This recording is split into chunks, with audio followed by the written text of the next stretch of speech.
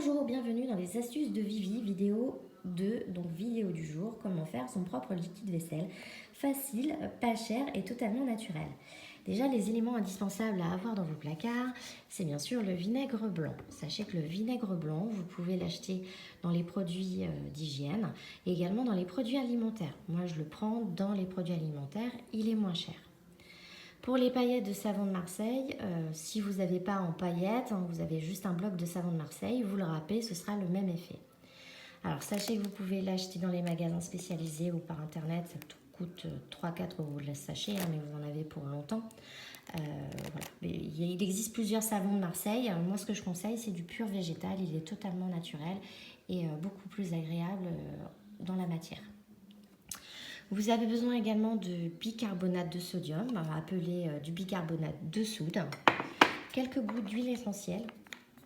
Comme je vous ai dit, le citron, c'est ce que je prends, c'est un très bon désinfectant, d'un récipient, d'une balance. Alors balance électronique ou pas, on va dire que si elle n'est pas électronique, c'est pas grave, ce sera même mieux puisqu'il y aura un meilleur grammage. Une cuillère en bois pour mélanger, un stylo pour faire vos étiquettes, une baguette chinoise, ça peut vous étonner, mais moi j'ai pris ça pour effectivement, s'il y a quelques grumeaux dans mon contenant pour pouvoir mélanger. J'ai pris un contenant en plastique dont j'ai utilisé mon ancien liquide vaisselle. Il est préférable d'en avoir en verre parce que c'est totalement bio. Et de plus, si vous avez quelques petits grumeaux qui se forment, il est parfois plus facile de le faire chauffer un petit peu au bain-marie, voilà, pour qu'il redevienne à nouveau liquide, alors qu'effectivement le plastique, ça se déforme et ça s'abîme avec le temps. Et d'une casserole, bien évidemment, pour faire chauffer votre eau. Sachez que vous pouvez rajouter du savon noir liquide aussi. Moi, j'en ai pas, c'est pas une obligation, mais vous pouvez le faire. Alors déjà, pour commencer, vous allez prendre votre récipient. Vous allez tout simplement mettre 50 g de paillettes de savon de Marseille.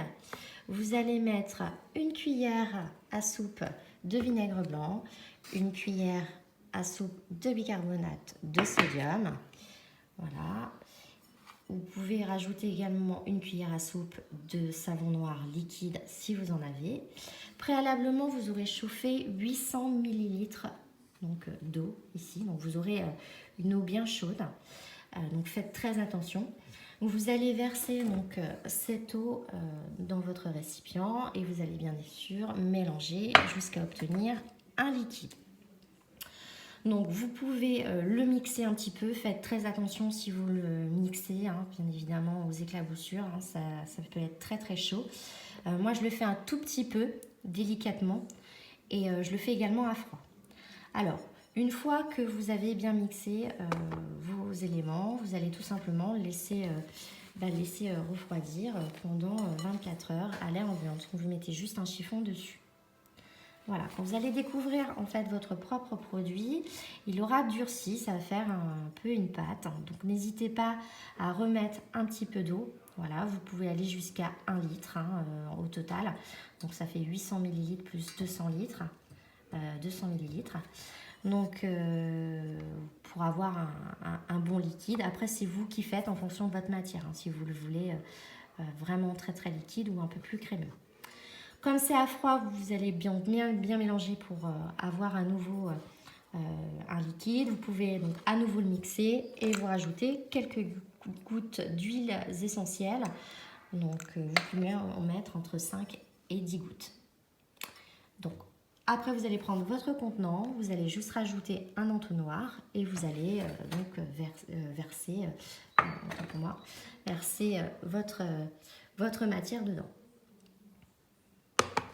Et voilà, vous aurez bien évidemment fini votre liquide vaisselle. Donc vous allez pouvoir ajouter vos étiquettes si vous le souhaitez.